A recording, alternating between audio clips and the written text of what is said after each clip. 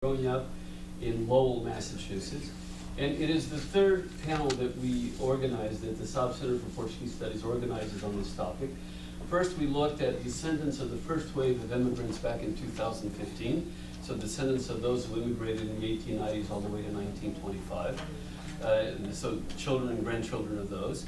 And then we looked at the immigrant generation from the 1960s and 70s. And this time we're looking and we will listen to and enjoy listening to the experience of those who are descendants of the second big wave of Portuguese immigration to Lowell between 1958 and 1983.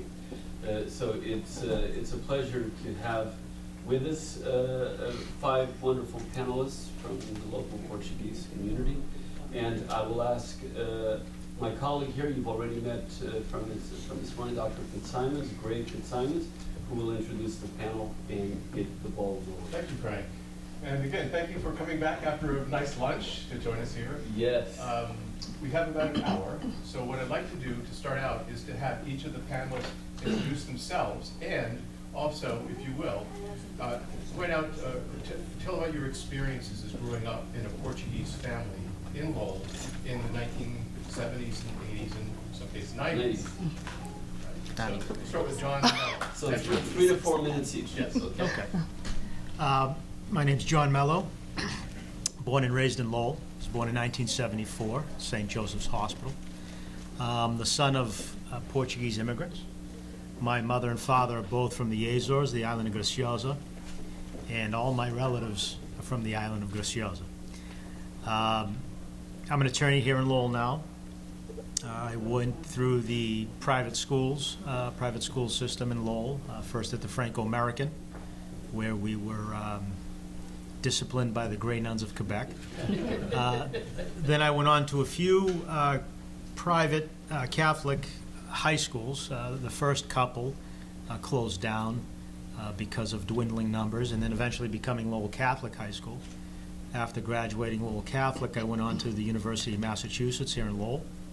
And then after graduating UMass Lowell, in my cousin Marina's tradition, I went to Suffolk Law School in Boston, where I received my Juris Doctorate, and then was admitted to the bar in 2002.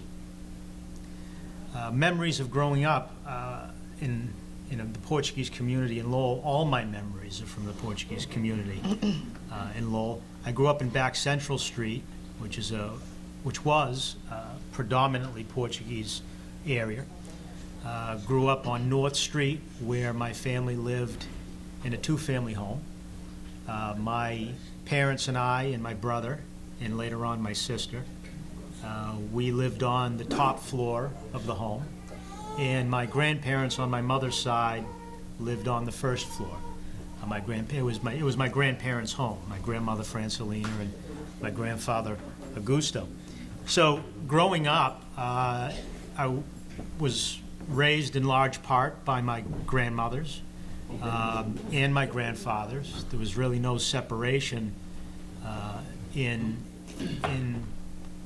grandmothers, mothers, grandfathers, fathers. They were your immediate family. And I was fortunate enough to be raised in that fashion. I was fortunate enough to know my grandmothers and know my grandfathers. So the... It's on. Oh, it is on. Okay. Sorry, John. That's okay. The sense of community, I think, is the biggest thing I remember. Growing up in Lowell and Back Central Street, you were part of something bigger than yourself. You were part of a community that you identified with, a community that gave you support. You're surrounded by strong people, hard workers. I think hard workers is a response you get from a lot of people when you ask them about the Portuguese, hard workers. So that was a big part of it. My work ethic comes from both my mom and my dad. I think that the most courageous people I know were my grandparents. The thought of leaving everything you know to come to a place where you know nothing, not even the language, and not for yourself, but for the betterment of the next generations, it's an amazing thought. I mean, I don't know I would be brave enough to do something like that, but they did. And watching my mother work very hard and my father work very hard, and being the first in my family to graduate from college, not having a family that were academics, but yet education was the most important thing in the household. That's what they instilled in you. Even though it's nothing that they ever experienced, they made sure that it's what you were going after.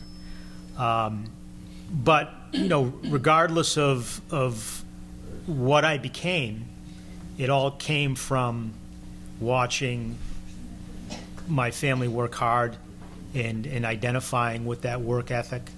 It doesn't matter, schooling or no schooling. Success wasn't measured by that.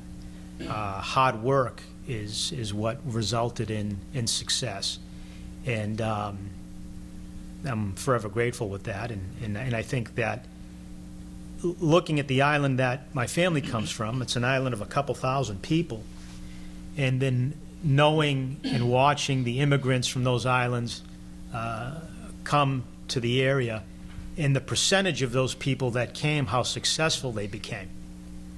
I hope one day there's a study as far as the ratio goes, because it's amazing. It's amazing how such a relatively speaking, a handful of immigrants came over, and to see where they are today, all from such a small place. And I think it was that work ethic. I think it was that they didn't forget the sacrifice that their fathers made or grandfathers made, and just striving to finish the legacy that was started when they made the decision to leave everything they knew and come to a strange country. And community. And community. That they had a place where they were home. Right.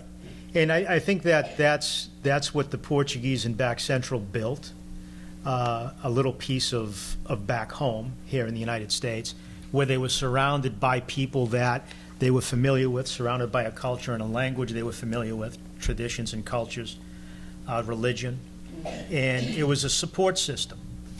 And as they got more comfortable with the life they created here, then they started venturing out on their own into neighboring cities, neighboring areas, neighboring states, because now it's almost like they left the nest when they left the old country and came to the United States, and then they left the nest again when they left the community that they came to and just branched out. But I think it's very important. Days like this are very important for everybody to come back and remember where we come from and why we're here. And those are my biggest memories. Thank you, John. Thank you, Judy. John. Hello, good afternoon. Thank you all for coming out. My name is Judy Mello Vittorino. I, too, was born and raised in Lowell, Massachusetts. We grew up in the Belvedere area, or we like to call it Lower Belvedere, because we were right on that cusp line. Growing up, I was very active in the Portuguese community. I remember being introduced in my first carnival dance when I was maybe 7, and I probably still have some costumes up in my closet somewhere of all the dances that we did. I also took part in the St. Anthony's Church. There were some great youth events, Peace, Emmaus. I did the Queen's Balls, or the Queen's Pageants. I ran and I won. So a lot of fond memories growing up. My parents were also from the island of Graciosa. They came over right before I was born. So I was the first child born here in the States. My 2 older siblings were still born in the islands. What can I say? My parents, because they were newly here, we still had all the Portuguese traditions, from the matanças and the croissants and the wine in the basement. My father made his own wine. My mom was notorious for her sweetbread. She made the best masa, and another fond memory is delivering all that sweetbread because she would sell it to a lot of Portuguese people during the holidays. My father was extremely active in the Lowell Portuguese marching band. So because of that, he made sure that me and my 3 siblings all either held the flag, learned to play an instrument, and made sure that we marched in those processions right beside him. We were always at the Blues. I feel like that was my second home. If we weren't there for band practice, there was an event, a picnic, Christmas festage. I mean, there were so many wonderful things at the Blues. That's ultimately where I met my husband, Fernando. He and I now have 4 wonderful children. We still live in Lowell, now the Pawtuckaville area. We try to instill as much of our Portuguese culture as we can in our children. So my daughters also have their experience in some carnival dances and the Queen's pageants, which is wonderful. What else can I say? I think I'm losing my train of thought. Oh, and then there's obviously the Lowell Portuguese Language School, with which they all participate in. I am there with 3 other amazing people, so we run the school. The school has roughly about 40 students. The students range in age from 4 to about 54. Our primary goal at the school is to teach our beautiful language, but we also like to include the children and our students in as many cultural events as possible to try to keep our traditions alive, in Lowell especially. That's it. Judy, let me follow up with one quick thing. Why did your parents choose Lowell?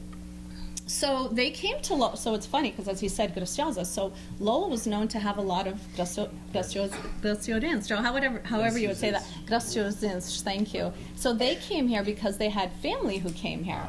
And most of my... From earlier times? Correct, Like correct. 1920? Yeah, so my grandparents came over before my parents did. It's really important. Yes. Correct, and they all stayed here. So I think one of my aunts, went off to Peabody, which was the next.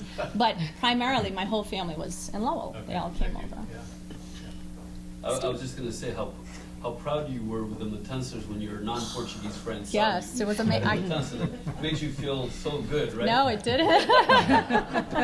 Okay. Hi, everyone. My name's Steve Mendonça. I'm the son of Manuel and Maria Mendonça, very typical name for parents, Manuel and Maria. They were born in Graciosa in the 1930s, so my parents are a lot older than I am. I have 2 brothers and a late sister. They were all born in Terceira in the 1960s. So there's a huge age gap between me and them.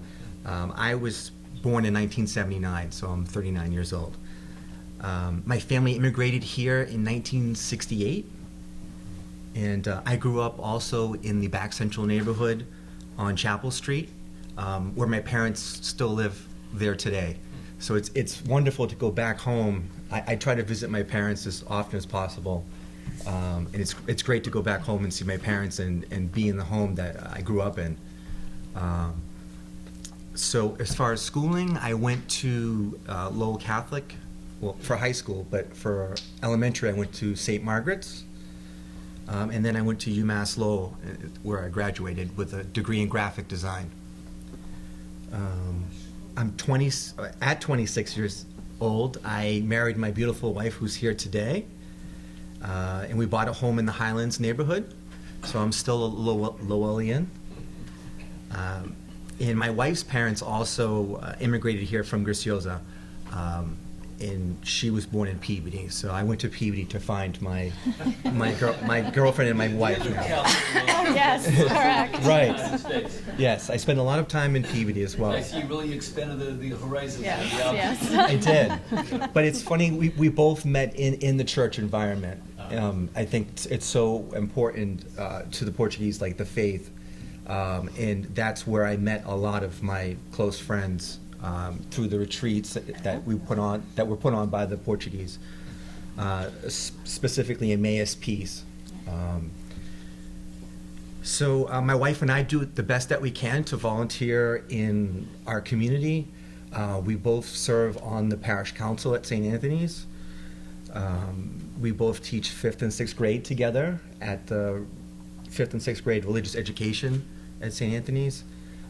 And I was also one of the designers that helped put together the Lowell's Little Portugal brochure. We have a few copies that are out there today. Steve is being modest about that.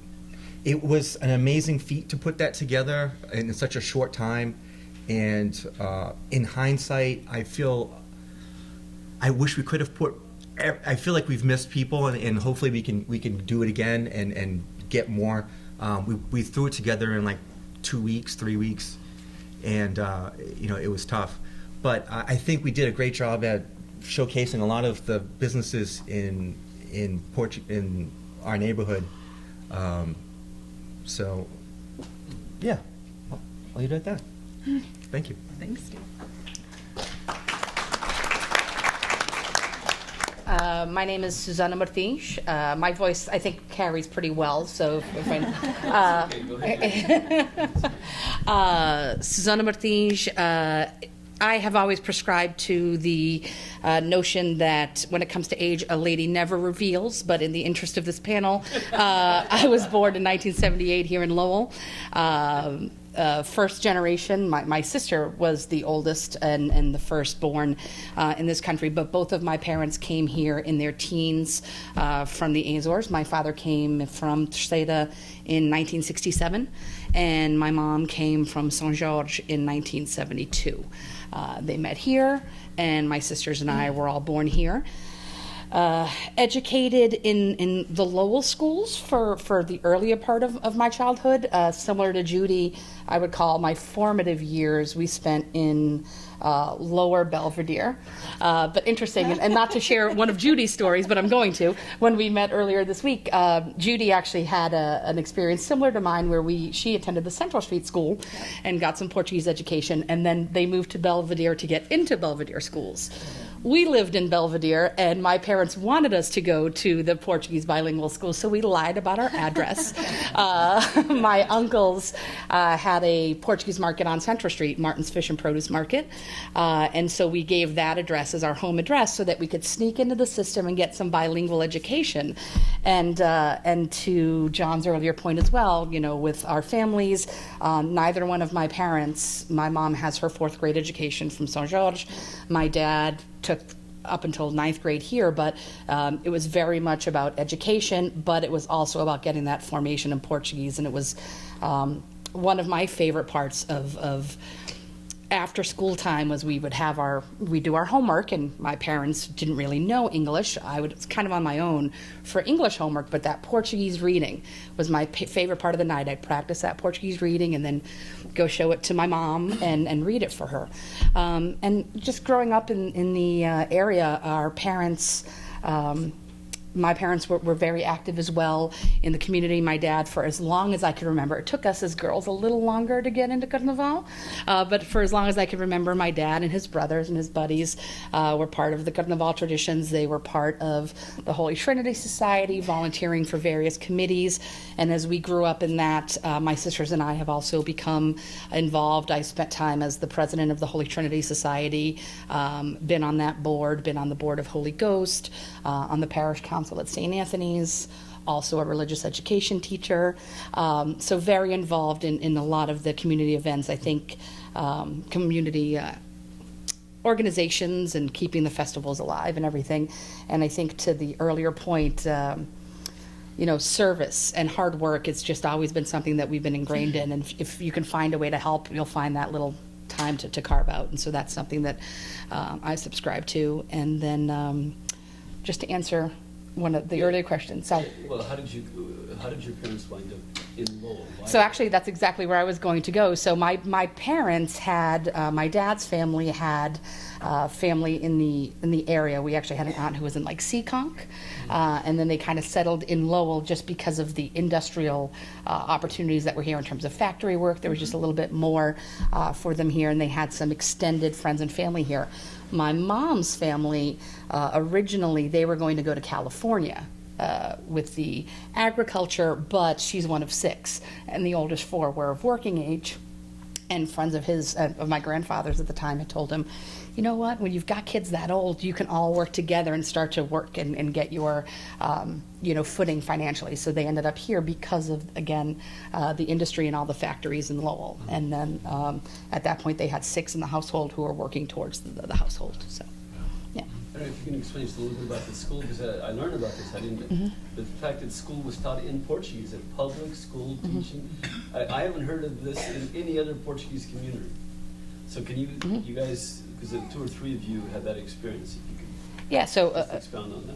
Judy, I think you had mentioned that when you went to the Central Street School. Central Street School, correct. Yeah. That's the only one I attended, but Yeah. my siblings went to the other ones that you attended. Yeah, so that eventually closed, but predominantly the curriculum there was all in Portuguese, All where Portuguese. by the time I came around, Central Street School had closed. I went to the Ames Street School for first grade, and there was a lot more Portuguese mixed in with English, and then by the time I came to the Coburn School, and I was only there for second grade before the jig was up. I think because of my big mouth. I must have told them, hey, we don't live on Central Street. Who told you that? So by third grade, we got booted up to the blank. But in second grade, I remember it being very much a mixed education. We had our predominant, math, social studies. That was all taught in English, versus first grade, we had a lot more Portuguese. But we still had our Portuguese reading and writing, grammar classes, yeah. Hello, everyone. My name is Aaron Nichols. I was born in 1996 at Saints Memorial. Lived for the first year of my life in one of my grandfather's apartments. He owns an apartment building on Walnut Street, so I was in back central. We then moved to the Highlands on Stevens Street till I turned 5, and then we moved to Tingsboro, and I spent the next 13 years with that being my primary residence. But I would come back every weekend for band and helping my grandfather out. One of the things that he would do on Saturdays was he would help do some linguiça deliveries, and that was one of my activities every Saturday morning when I was spending the weekend there, was to go help him do that. Made a couple tips, so that was a good gig for a 6-year-old. It wasn't bad. I spent most of the summers after I turned 14 coming back to Lowell every week. Well, for the whole entire week, because I would work with my uncle doing landscaping, who's my grandfather's son. Lost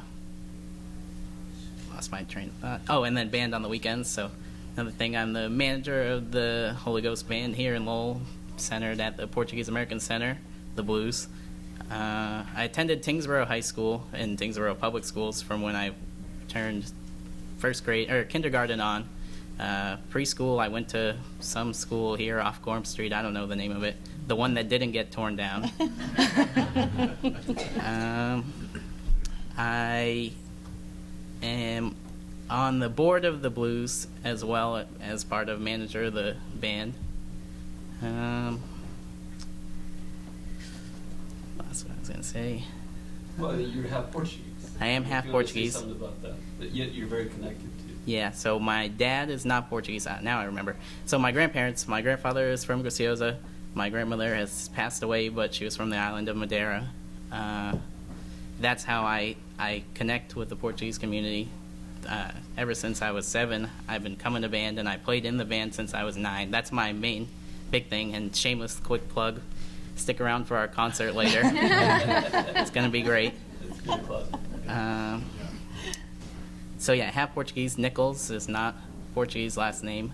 My mom's maiden name is Da Silva, and that's about it for me. So the next question, some of you touched on this already, but what memories do you have of the working lives, Yes. the working lives of your parents and grandparents, and how did their working lives influence your career decision? Do you want someone to start in particular? Would you like? John, Yeah. John touched on Yeah. it, but John, Yeah. so what did your parents do? Where did they work? Grandparents. What influence did that have on you? Kind of touched on this. but- Sure, yeah. So both my parents arrived in Lowell in the 60s as teenagers. Lowell, as we saw all day, was a prosperous mill city. And even in the 60s and 70s, we still had a lot of mill buildings Yes, going. Yes. My mom worked at Parachute and other types of mills. my father, until, what, in his 50s, he retired? Yeah, he ran the line at a lot of these mill buildings, Pallon, Pandell, Bradford Industries. So they were both very involved in the mill system here in Lowell their entire lives. I remember my parents working. That's what they did. They worked. You know, they didn't work to buy us a new house, and they didn't work to do any of that. They worked to send us to the best schools they could afford. That's what I remember. My parents working a lot. My mom, when we lived on North Street, on the second, we lived on the second floor. She had a back room where she didn't bootleg wine, but she bootlegged hairdressing. So I remember as a boy just spending a lot of time in the TV room watching cartoons and just listening to the women of the neighborhood. I mean, I know everything about everybody. So if you guys, all I used to hear is just the the gossip. But my mom cut hair. She cut hair starting in the apartment that we lived in, and then later on, my father, who he got into real estate later on. He owns my parents own a few apartment buildings. But when my father bought his first apartment building, it was primarily because my mom needed a place to set up her shop. So they bought the first apartment building off of a man. He was known as Samuel St. Bros. Yes. Yeah. Yep. So he was. So Without arms. yeah. So Yes. he had no arms. Oh, yeah, no, I'm sorry. He had no arms, but he was a bootlegger. So where my mom ended up putting her salon, that's where he had his barrels and his moonshine and his tobacco. What street was that, John? This is at the corner of Crosby and Central Street, up by near Yeah. St. Anthony's Church. Yeah. So sooner or later, the city just shut him down. So the men in the neighborhood would go there. They'd pay $1 for a glass, and they just hang out all day. But they shut him down. My father bought that building, and that was the first building my father bought. And because he was a bootlegger, he had a lot of grapes there, and that was a big thing for my grandfather, my mother's father, my vuoxting. Him and my uncle Manny, we'd make wine every year, and we'd make probably close to 400 gallons. 400 gallons. And most of that was from the grapes that we had at Samuel St. Bros. Building. And so every fall, a big memory is every fall helping my grandfather and my uncle, along with my cousin Joe, just snip the bundles of grapes, bring them back to North Street into the basement, grind them up, and then we left them in the big vats for a couple of weeks before they were barreled. So just waking up in the morning and just smelling the fermenting grapes, And the bugs. and all right. Smelling. So just my grandmother used to yell at my grandfather because when we were young, he would allow us to drink some of the wine, but it wasn't fully fermented yet, so it was okay. But going back to what I remember as far as what my parents did working, again, I think a strong part of my memory, one of the things I take from my Portuguese culture is the work ethic.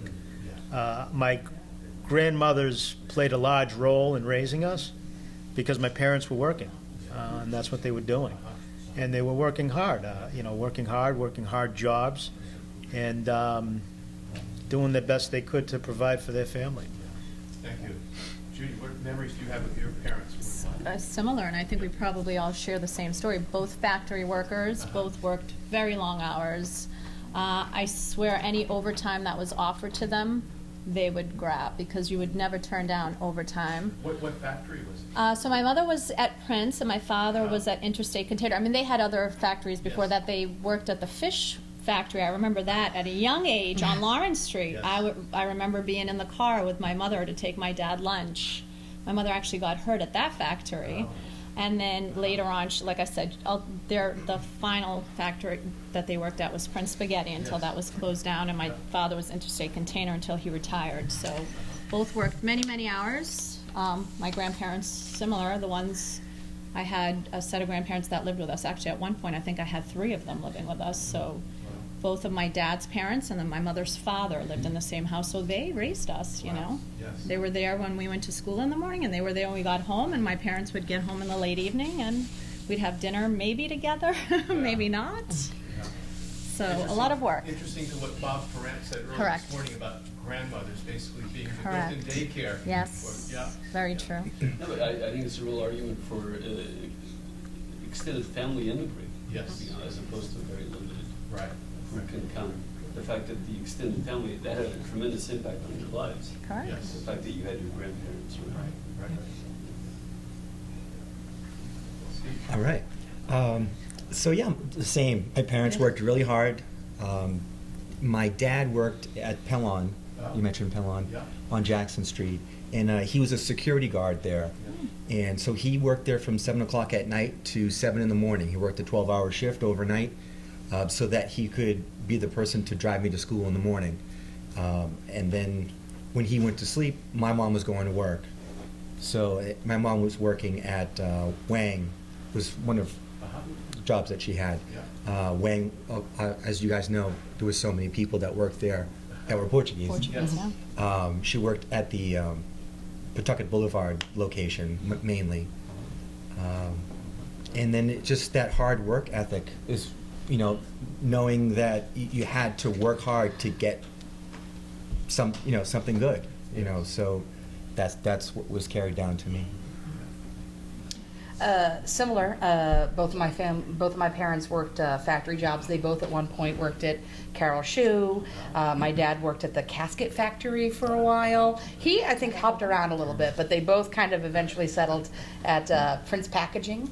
And my dad actually still works there to this day, and still prescribes to the, as long as they give me overtime, I Yeah. will go. See? Much to the chagrin of everyone in the family. You're like, you can relax a little now.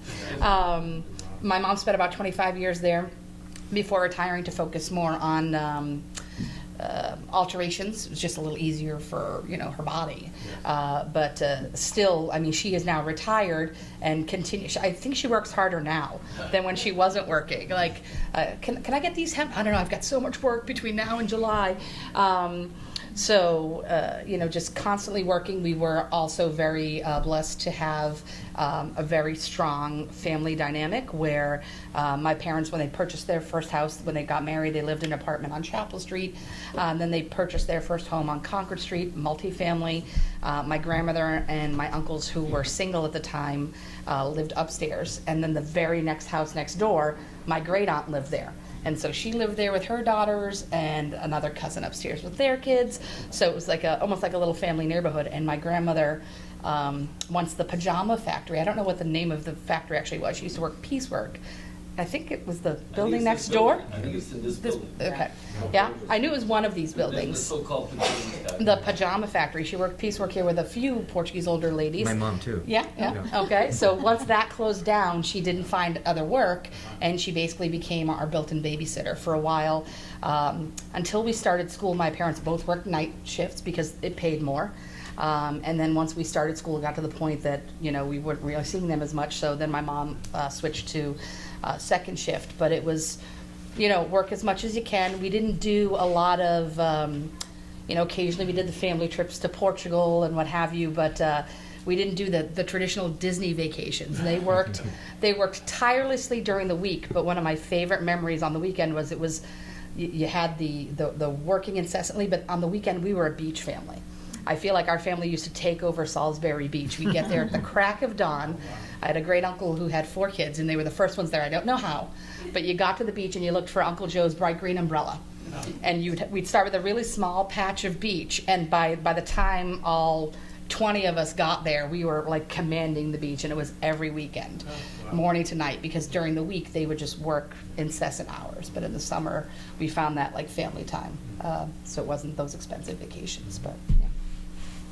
So both of my parents are kind of removed from the factory worker life because my dad was American, and my mom was already first generation here.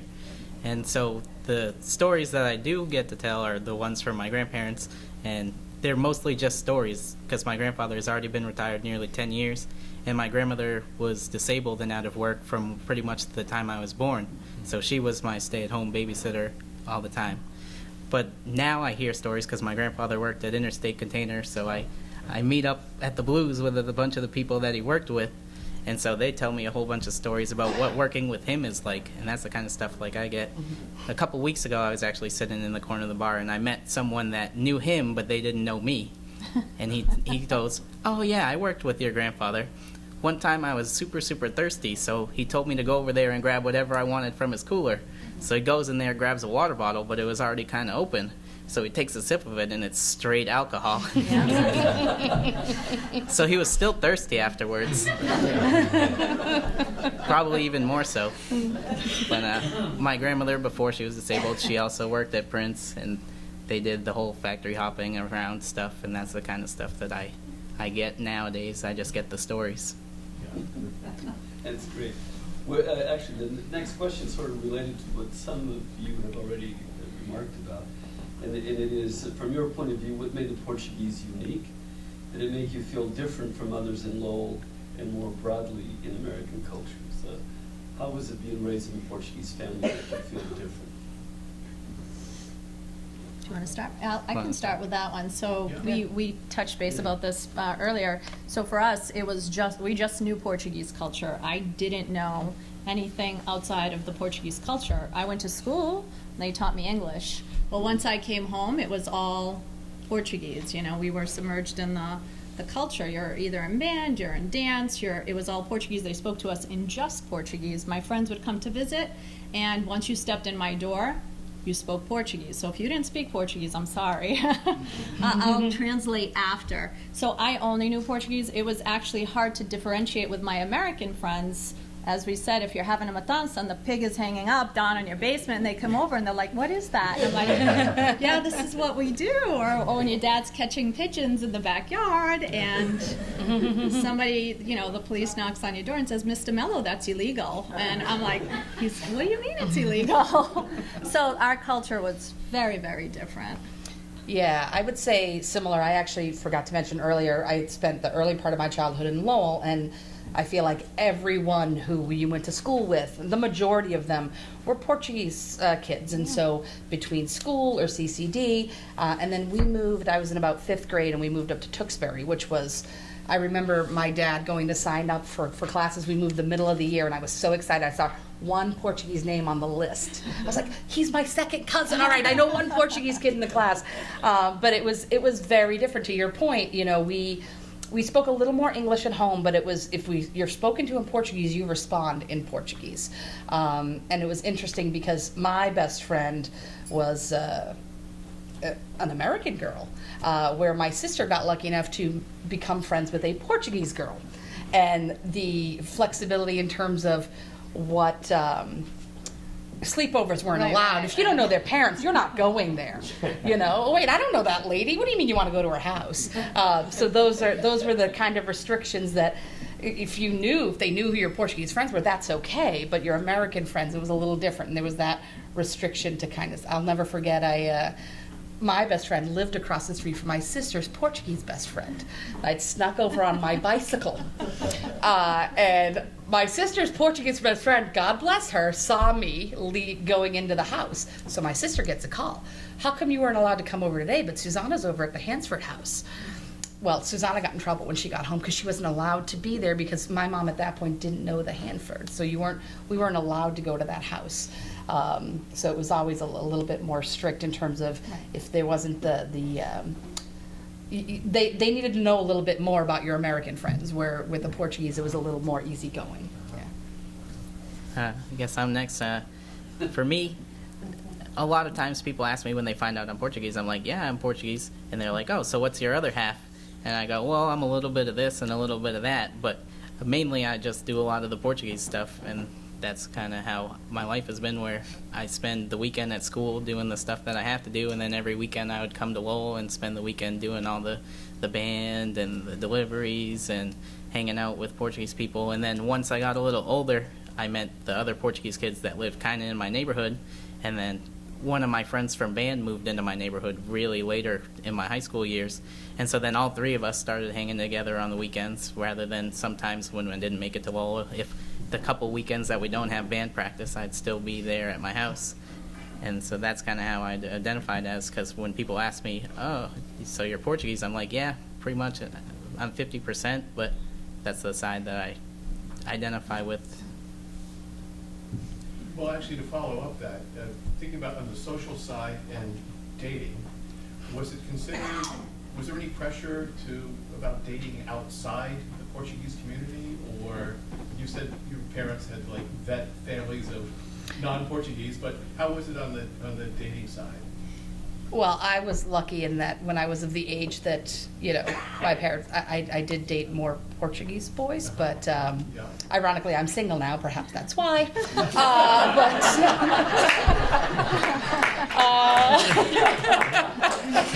But I think in general, it was just always more accepted if again, we were allowed. Once they knew who they were, yeah, you'd be allowed to have the non-Portuguese friends or boyfriends. But it was an additional stumbling block. It absolutely was easier if anyone you were dating was Portuguese. For me, it was expected Yeah. to be Portuguese, so I guess that was a little different. Yes. Steve? Yeah, I would agree. I met my wife at 16, so we were together for a very long time. And I asked my parents the other day, I said, how would you feel if I had a girlfriend who was not Portuguese? And my mom said, that wouldn't be good. Because they wouldn't understand. They wouldn't understand our culture. Correct. They would be doing their thing and we have our own thing, so it wouldn't mix. Sorry, not to double dip, but ironically, we have a similar. So Judy's brother is actually one of my brother-in-laws, but my other sister is married to. He's Dutch. He's French. I'm not sure exactly what he is. French, English, Dutch, and it's the additional stumbling block from the translation. But you start to. Everybody assimilates. Everybody likes the Portuguese. So, Steve's steps, I guess I'm dating a girl who lives in Peabody. Her parents are people from her parents are from Graciosa as well. My mom, when I was starting to become dating age, she warned me to never date a Portuguese girl. So she said I wouldn't want to deal with their tempers. Her words, not mine.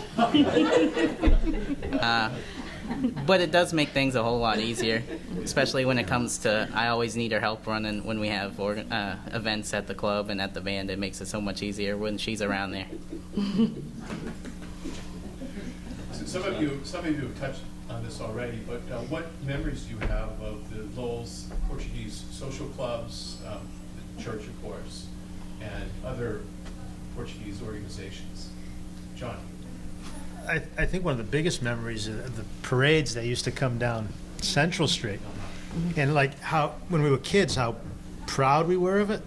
Oh, really? Yeah, I mean, growing up in our neighborhood, I mean, there were the Portuguese kids and the American kids, but we were all American kids. But it just goes towards how you identify, and just being so proud because the Portuguese could stop the traffic. Like nobody else stopped traffic. And I remember being a young kid and watching the procession come down Central Street and being nervous about it. Like, are we supposed to be doing this? I mean, where are the cops? Stopping traffic.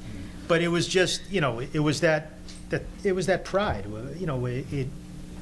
A proud culture, and not being ashamed to stop traffic and let everybody know that you're Portuguese. Yes. The church was the anchor of the community. Everything revolved around the church, from the dances that we were in as kids, to the Holy Ghost Society, which is, thanks to the community, still going strong.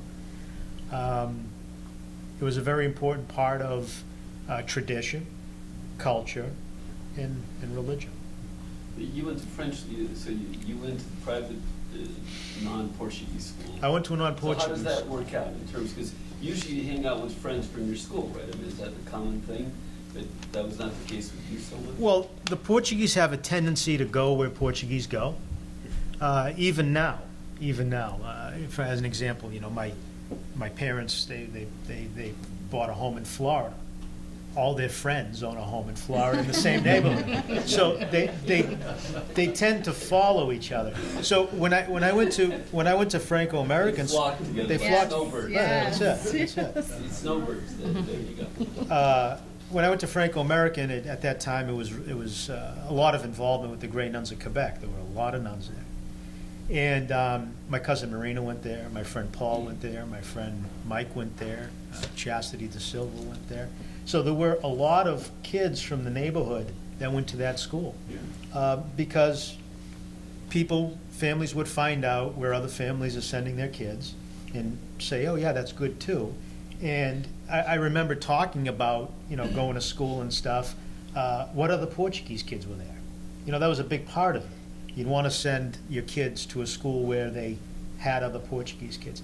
And I remember even being in school, being in elementary school or being in high school, you still carried that with you. You had the Portuguese kids in your class and the American kids in Everybody your class. else, yeah. And everybody else. So you still had that inner circle. You had that, I guess, that support group even within the school. And I remember, going to school at an early age, kindergarten, first grade, and being nervous about it. And then just reminding yourself, oh, Marina's there, or Paul's there. And that, because it gave you that, it was a little piece of home in the school, and it gave you that support. But yeah, there weren't a lot of Portuguese kids in the schools I went to, but I guess the ones that mattered were the ones that were there, so. Judy, let me ask you, because you've been very much involved with Portuguese culture, but did anything about it, these festas and so forth, seem a little to you as a member of the younger generation, seem a little outdated? No, not at all, because like I said, that's the only culture I knew. So I spoke briefly, like saying one of my fondest memories or embarrassments between my Portuguese culture and my American culture was in the 80s. And actually, I think they touched base about this earlier. About 1987, the Lowell Folk Festival, somebody came, knocked on my father's door and said, Mr. Mello, there's a demonstration. Could you come down and show us how to make Portuguese wine? So they had a whole film crew. They came, they showed my father pressing his wine, making his wine. Well, at the same time, we were having a matanza. So there is the pig, and it's hanging up. And sure enough, Moody Junior High, I'm sitting in our auditorium with all my peers, my American friends, and Lowell Folk Festival comes barging in. The folk festival's happening this weekend, and they put on a slideshow, and guess who pops up?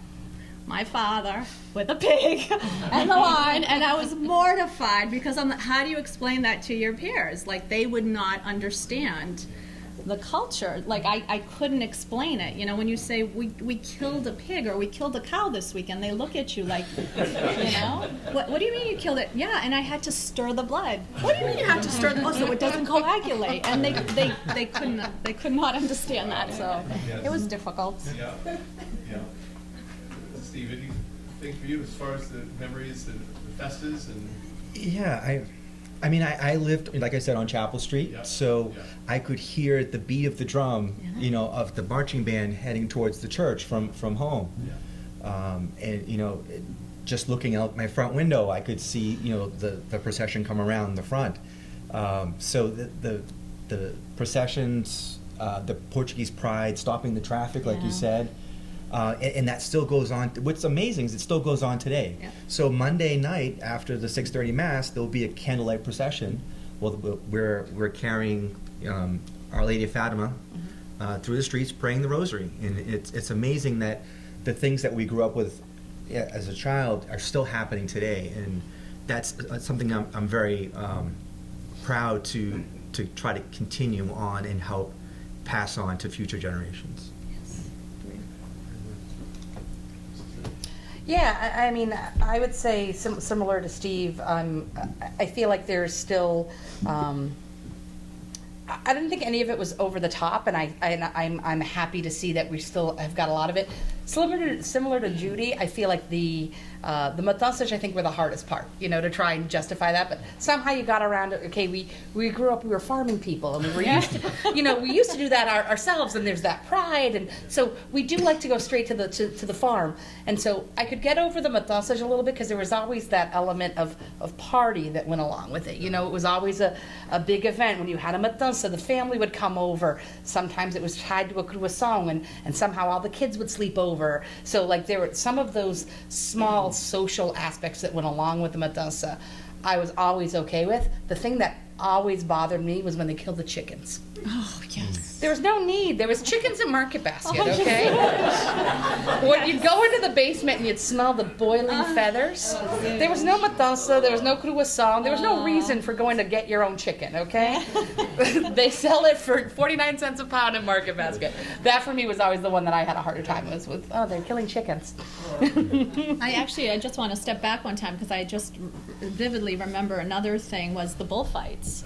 So growing up, we would have to travel, like being part of the marching band. We would go to Connecticut because the band would play at New Jersey. I think there was once one, but they were so far and few between. They were hard to get to. And there was one year that they brought the bullfight to Lowell, Massachusetts. Oh my God, I'm sure everybody remembers here. So many permits that had to be pulled, and I was telling my friends about it. It was the talk of the town, and then we were plastered all over the Lowell Sun. Bull gets loose, gets shot by Lowell police. Total humiliation. Like, at that point, you're walking into school like this. Oh my God. Take you guys back to high school. Did you feel different in high school? Was it cool to be Portuguese in high school, or was it not cool to be Portuguese? I stuck with the Portuguese, so my friends were Portuguese. It was a smaller clique in Tewksbury at that time. Yeah. So I was in Tewksbury for high school at that point. I want to say there were 5 of us. There were 4 other Portuguese kids. The girls tended to kind of flock together. The guys, they not as much. So we didn't have that strong connection. Ironically, when we'd go to CCD, then you'd see, oh yeah, you had that Portuguese connection through religious education and going to the feasts, where in Tewksbury there was only like 5 Portuguese kids in my graduating class. Yeah. Yeah, my Tewksbury High School had very few Portuguese people, so it didn't really make much of a difference in my high school. Okay. What about traveling back to your ancestral homelands? Have you all been back to the islands or mainland? And what did it mean to you to experience that? Yeah, I've been fortunate enough I've gone back many, many times. Graciosa's, I've been fortunate enough to travel to a lot of places in the world. And Graciosa's, one of my favorite places, because it just brings me back to the place that my grandparents left to come to the U.S. Yes. And just to see how things, especially in Graciosa, a lot of things still are the way they are, a very small island. But you definitely feel a connection. You feel a sense of, Belonging. Of belonging. That's where your ancestral roots. Azores are a very, very special place. It's a group of islands in the middle of the Atlantic Ocean. Nothing's more beautiful, and at the same time, nothing is more. It's just amazing. People found a way to live there. But it's great to go back, and it's great to connect, and see. I was having a conversation with my mother a little while ago, just asking questions about my grandfathers and their fathers and their fathers and their fathers. And it's just, what did our grandfathers do? They were farmers. What did their fathers do? They were farmers. What did their fathers do? They were farmers. Yeah. So it's farmers all the way back until in the 60s. And that was when the change happened. So, Judy, do you remember your first time back in? Yes. As a child, same thing. My parents were factory workers, and they would save all that money to take. We had one of 4, so take 6 of us over. Back in the day, it was very inexpensive. So I remember the older we got, we would try to go every other year, but by the time I was 12, it was like every 3 years. So it got a little bit more difficult. But my parents would make it a point of going back and feeding us the culture like you were, just thrown into it. I took my children there now. My husband and myself took our children there. We visited Graciosa, Terceira, and São Jorge, which is where his family is from. And my kids were baffled. Like, they were like, why do we live in America? Like, they couldn't understand. Like, it's beautiful here. It's a different way of life. Everything is so relaxing that my Felicia actually said, Mom, can we just move? And I'm like, talk to your father. I'm like, he can make it happen, maybe. Yeah, it's funny.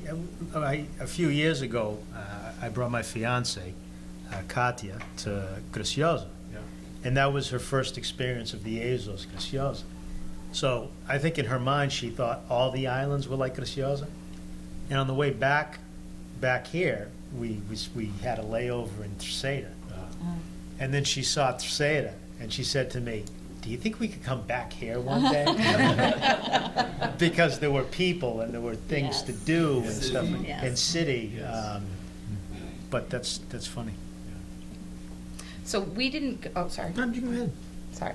We didn't go as frequently. My mom, again, is one of 6. And so my grandparents actually, they were here for a couple of years, but moved back to São Jorge. So it was harder to get, 4 or 5 kids that were living here with their children to go back. So my grandparents tended to come here fairly often from São Jorge. They were here every couple years. So we didn't go as frequently. We went every 4 or 5 times, but every time it was special, to kind of get to see my grandparents in their element. And then in Terceira, we have a more extended family, but it was an opportunity to get to know my grandmother's one of 16. One of her sisters had 9 kids. The oldest of that family had 9. So it was just like a party every time you went there. And so it was just getting immersed in that. And it's actually funny. We spent 8 weeks there while I was in college, me and my sisters. We spent a month in each island, and it was just so different because, to your point, Terceira, every island has its own little personality. São Jorge is a little quieter, and so there's that. I'm actually heading back in August, and I've always got to find a way to make time to go to both, which is tough when, like, a 2-week span, how do I get it to both islands? But to really experience, both sides of that and really take it in, it's special, yeah.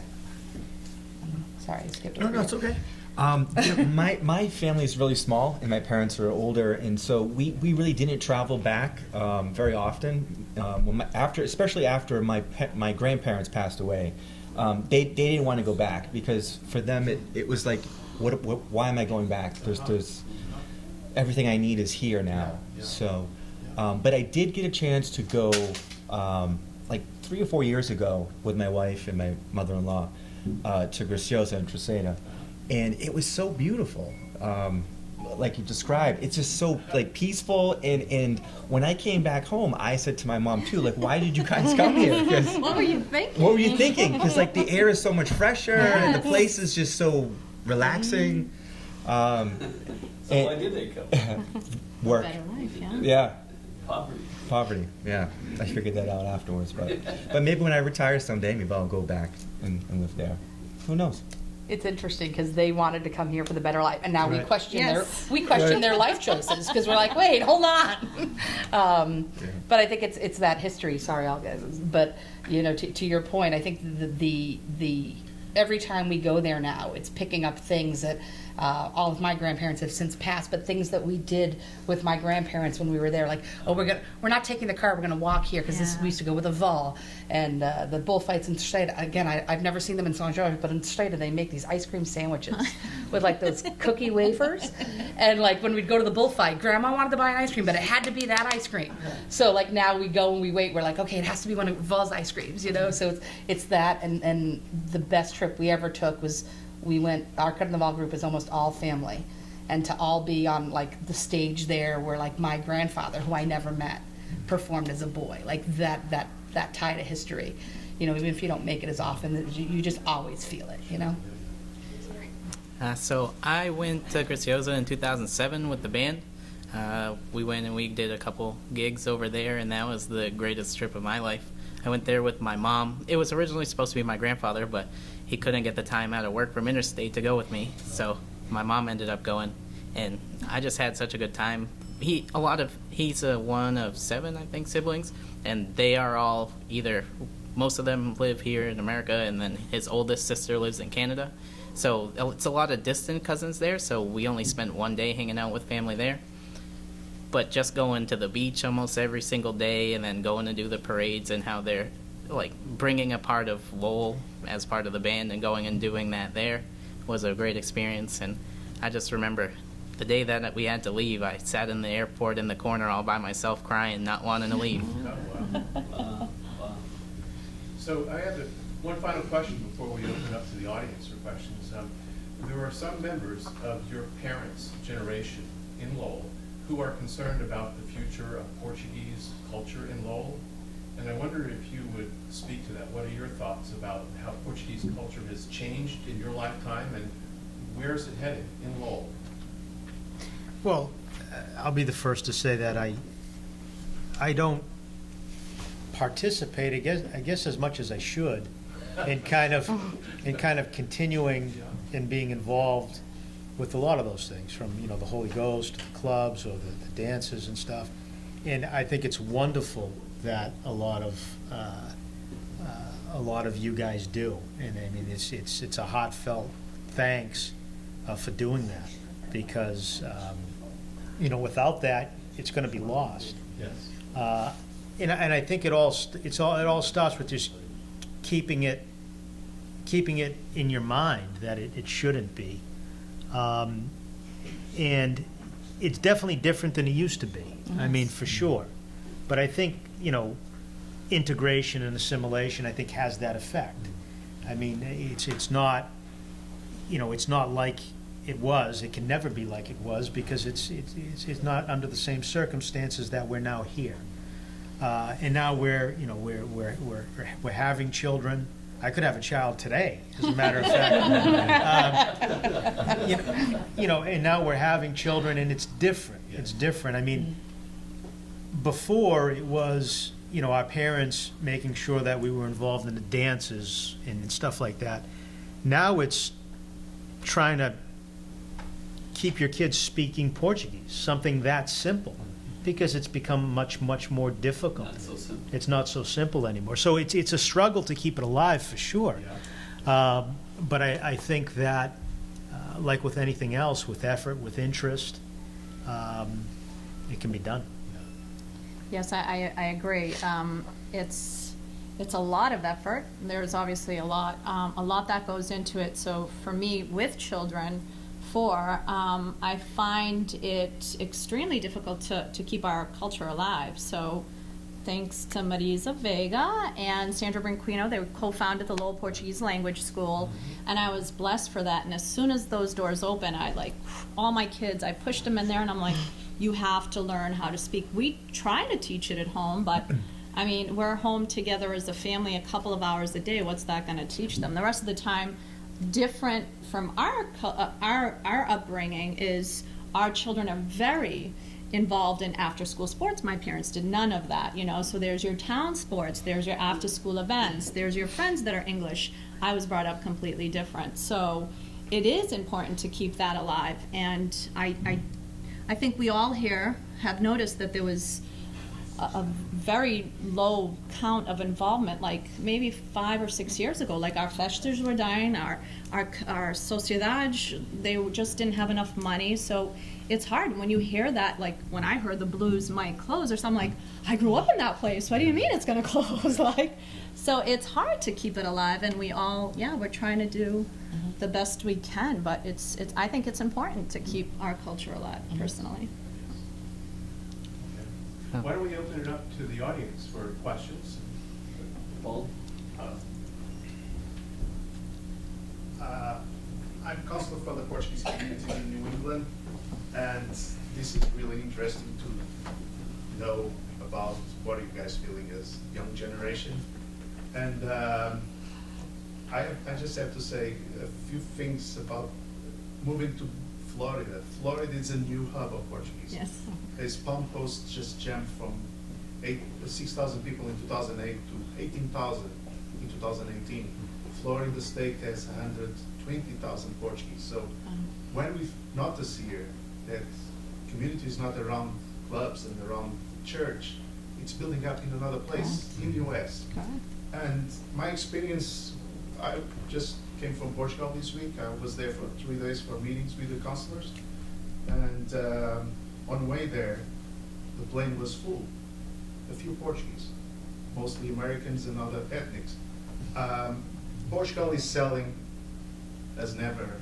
The name Portugal is selling in the US as never before. Yeah. So it's also part of your job that you have done. All of this culture, all of these things at the high school. My daughter just graduated from high school last year. A couple of her friends went to Portugal, like 6 kids, went to Portugal in a UNESCO program for a week. They come back and they say, "You're so glad to be Portuguese. Yeah. You're so Lucky. so lucky to be Yeah. Portuguese."